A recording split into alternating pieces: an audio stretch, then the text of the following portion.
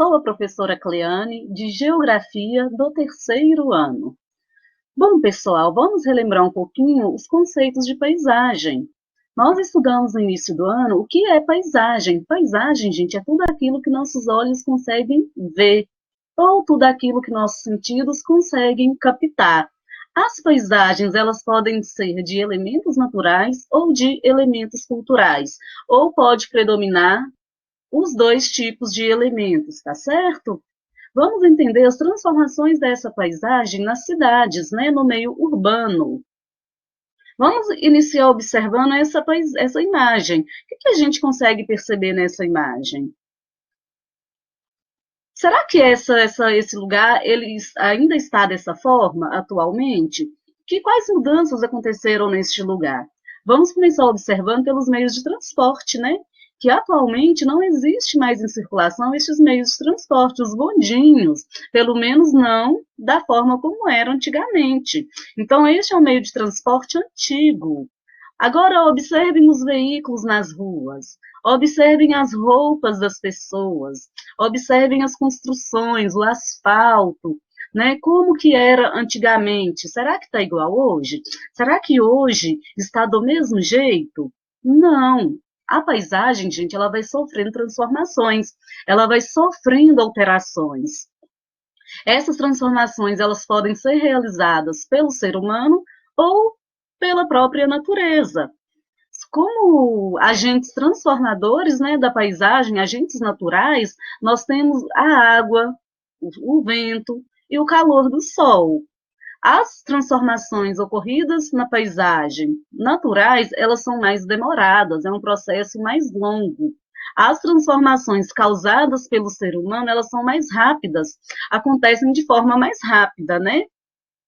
Com a chegada do bondinho, gente, as cidades elas vão precisar se estruturar, elas vão precisar asfaltar as vias, elas vão precisar instalar energia elétrica, porque esse bondinho ele vai usar energia elétrica. Então muitas mudanças vão ocorrer.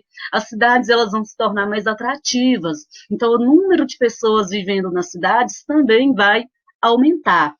Nós vamos fazer a análise de algumas imagens da cidade de Belo Horizonte. A cidade de Belo Horizonte foi uma cidade planejada, ela não surgiu da casa, foi uma cidade construída, foi uma cidade pensada. Vamos começar observando essa imagem da esquerda e a imagem do meio. Percebam, a imagem da esquerda, gente, ela nos revela que ela é uma imagem de uma região mais antiga, né? Porque observem as construções. Vejam que tem menos construções e que predominam as construções de casarões, né? De grandes casarões antigos. Já a imagem do meio, nós vamos ver que já vai iniciar o processo de verticalização. O que é isso? A construção de prédios. Na imagem da direita, nós vamos ver Belo Horizonte, a parte da Afonso Pena, como está atualmente. Vejam as mudanças drásticas nessas paisagens, desde o processo de arborização, né, que é a presença de árvores na cidade, na avenida, até ao alargamento dessas avenidas. Percebam que atualmente predomina na região central de Belo Horizonte os grandes edifícios, os grandes prédios. A iluminação ela é mais eficiente. E as vias também, elas estão com asfaltamento melhor, né? E permite a circulação de mais veículos. Tem a circulação de mais pessoas também. Nessas imagens, nós podemos analisar a região que hoje está o Mercado Central, ali na região central de Belo Horizonte, na rua Curitiba. Essas duas imagens de cima são imagens dessa região como ela era antigamente, e as duas imagens de baixo como ela está atualmente. Observem aqui que nessa imagem nós temos até uma parte, né, da Praça Raul Soares. Vejam que o contorno da Praça Raul Soares, gente, ele foi mantido, né? Só que a praça ela teve restauração, ela foi reconstruída, ela foi mais arborizada e hoje ela é um importante ponto de encontro de pessoas, até mesmo para as pessoas praticar suas atividades físicas. É um local de lazer hoje a Praça Raul Soares. Nessas imagens aqui embaixo, nós vemos as mudanças, né? As mudanças nos meios de transporte para carregar mercadorias, né? Para abastecer o mercado. E nós vemos também as mudanças de estrutura, de prédio, né? Nós vamos perceber que a estrutura ela está um pouco diferente. O tipo de material usado na construção também é diferente. Além das placas de sinalização, que são os semáforos, as placas indicativas, né, com informações, e a efetividade da energia elétrica, né? Que nós temos aqui vários postes para iluminar essa região. Nestas imagens, a imagem da região antigamente e a imagem da região mais atual, nós vamos perceber o quê? Também o processo de arborização, que existia um processo de arborização mais eficiente nesse período. E que as árvores elas vão cedendo espaço para as grandes construções, para as avenidas mais largas, inclusive. Observem nessa imagem da esquerda que nós temos ainda estacionado aqui no cantinho, né, no meio da imagem, um bonde. E hoje, os bondes eles não circulam mais pelas avenidas de Belo Horizonte. Hoje circulam os ônibus, os móveis, né? E os veículos particulares. Então, essas mudanças, gente, nem sempre também, as mudanças, as transformações que vão ocorrer na paisagem urbana são transformações positivas. É preciso, inclusive, preservar algumas construções. Por quê? Porque essas construções, gente, elas revelam a identidade do lugar, a cultura do lugar. Através dessas construções, nós podemos entender como era antigamente. Nessas imagens, nós vemos a Praça 7, na região central de Belo Horizonte. Vejam aqui o obelisco da Praça 7, também conhecido como Pirulito. Essa foto ela é de 1970. Agora, olha essa foto de atualmente. Também nós vemos o obelisco, né? Percebam que a estrutura do obelisco, gente, ela não se alterou. Ela está a mesma. Agora, a paisagem do entorno, ela está completamente diferente. Vejam que até os veículos que estão nas ruas, nas avenidas, são diferentes também. Observem aqui que ainda predomina nessa imagem de 1970 os antigos casarões, as construções antigas. Nessa imagem mais atual, novamente nós percebemos o processo de verticalização, a construção de prédios e a construção de edifícios, além de uma melhor sinalização, as vias com asfaltamento melhor. Novamente, o obelisco da Praça 7. É importante, gente, a gente verificar que em muitos locais, né, as características das paisagens, elas são preservadas. Por que que elas são preservadas? Eu falei para vocês que é importante para a gente entender a identidade cultural deste lugar, para a gente conhecer sobre o passado deste lugar, como ele era antigamente, e para a gente compreender as transformações que ele foi sofrendo ao longo do tempo. Por isso que muitas construções elas sofrem restauração, elas são reconstruídas, né, permanecendo a sua identidade original. E muitas dessas construções elas se tornam inclusive museus, né, que vão servir de atração turística para as pessoas visitarem, para as pessoas conhecerem sobre o passado do lugar. Nestas imagens aqui, nós vemos a Igreja São José, que está também na região central de Belo Horizonte. Nós percebemos pelas imagens que a imagem da esquerda mostra o lugar mais recente e a imagem da esquerda o lugar mais antigo. Como que a gente sabe disso? A quantidade de construções. Observem que essa imagem da esquerda tem muito mais construções que essa imagem da direita. Conseguiram perceber? Até os caminhos, né, gente? As vias para passar, elas ainda não estão tão definidas como nessa imagem aqui da esquerda.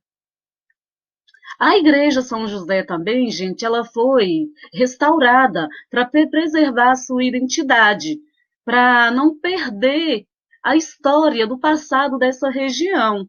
Essas construções, elas representam os modos de vida passados das pessoas, seus costumes, representam as marcas do passado e elas guardam a identidade dessa época e do lugar, a identidade de como era nessa época, de como este lugar era, como eu falei para vocês, quais foram as transformações que este lugar foi sofrendo com o passar do tempo. Essas imagens, elas são atuais, é como a igreja ela está atualmente, tá certo? Além das estruturas construídas pelo ser humano, gente, é importante também preservar as paisagens naturais. As paisagens naturais, elas abrigam grande diversidade de fauna e flora. Essa fauna, gente, ela corresponde aos animais e a flora corresponde à vegetação, às plantas, às árvores. A flora corresponde a todas as espécies vegetais e a fauna a todas as espécies animais. Além, é claro, né, que essas paisagens naturais, elas possuem suas características únicas. Nenhuma paisagem natural ela é igual a outra paisagem natural. Cada uma possui sua peculiaridade, cada uma possui a sua característica. Por isso que é importante preservá-las também.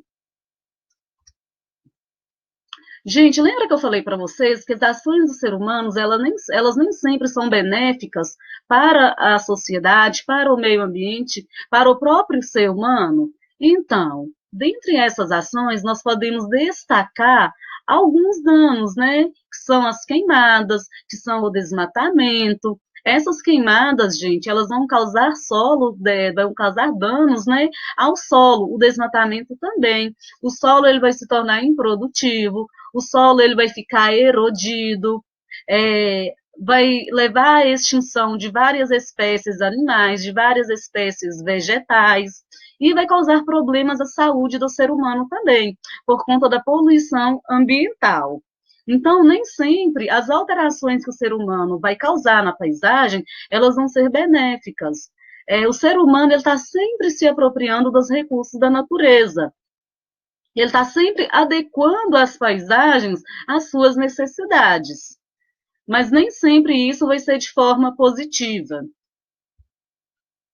Nas grandes cidades, pessoal, nos centros urbanos, é, esses problemas eles são maiores, são mais graves, ocorrem com maior intensidade, porque são nas grandes cidades que estão concentradas a maioria da população, principalmente em relação à acumulação de lixo. Os lixões são um grande problema para a população, porque quando os lixões eles vão se acumulando, eles geram um líquido. Esse líquido ele se chama chorume. É um líquido, gente, de cor mais escura. E quando esse líquido ele infiltra pelo solo, ele vai ele vai acabar atingindo o lençol freático e ele vai acabar agredindo o solo também. O solo ele vai se tornar um solo improdutivo, um solo infértil, e os recursos hídricos serão poluídos com esse chorume. Um outro fator que a gente pode usar como exemplo da ação do ser humano é a mineração. A mineração, gente, é um mal, né? Mas para alguns consideram a mineração como um mal necessário. Por quê? É através da mineração que se extrai minérios para a produção de vários objetos, de várias coisas que a gente usa no dia a dia. O problema é quando o uso do solo ele é feito de forma predatória, ele é feito de forma inconsciente, sem pensar nas consequências ambientais e nas consequências para a sociedade. A mineração, né, como consequências, nós vamos ter a remoção da vegetação original, nós vamos ter a remoção de populações dessa região, nós vamos ter a contaminação do solo, a contaminação de recursos hídricos.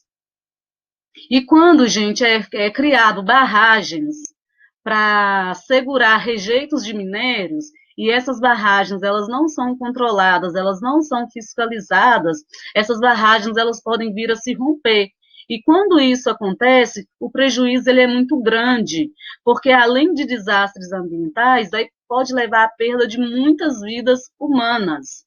Além da perda de vidas de espécies animais, espécies vegetais, degradação ambiental, pode haver perda de vida humana também, como aconteceu em Brumadinho, aqui em Minas Gerais, não sei se vocês lembram, o rompimento da barragem da Vale, né, que causou, assim, enormes prejuízos e muita tristeza para as famílias das pessoas que morreram em função deste desastre. Bom, gente, finalizamos aqui sobre as paisagens, sobre as transformações na paisagem nas cidades e sobre os problemas da interferência humana nessas paisagens. Como eu falei para vocês, o ser humano ele vai sempre interferir no meio natural, ele vai sempre adaptar o meio natural para atender às suas necessidades, mas nem sempre essa interferência ela vai ser positiva, nem sempre ela vai ser benéfica. Essa interferência ela pode trazer muitos prejuízos, inclusive para a vida humana. Vamos finalizar então esta aula. Tem algumas atividades do livro de geografia de vocês, página 36, 37, 39, página 40, 41, 43 e 44.